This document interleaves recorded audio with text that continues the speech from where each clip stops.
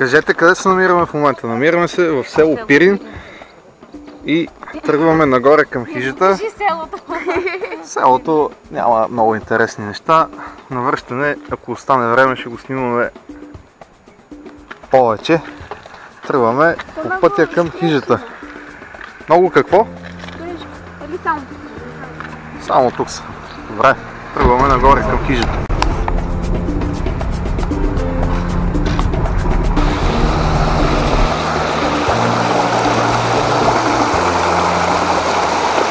Така, тук на тази карта замисъл е да тръгнем тук от хижа Пирин, по червената пътека, нагоре до тук, по ножито навръх Кралев двор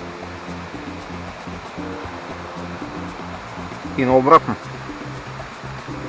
Това е хижа Пирин и от нея се тръгва по пътеката за Слънтевно езеро. Пише 5 часа, да не успеем да стигнем.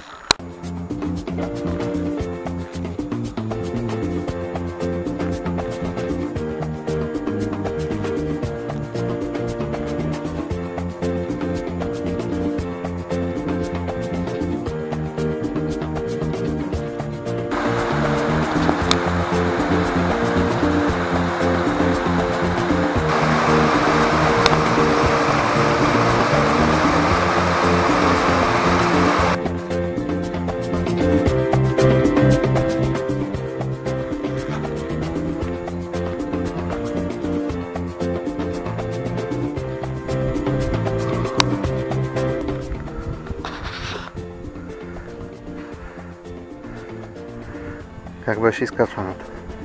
Супер!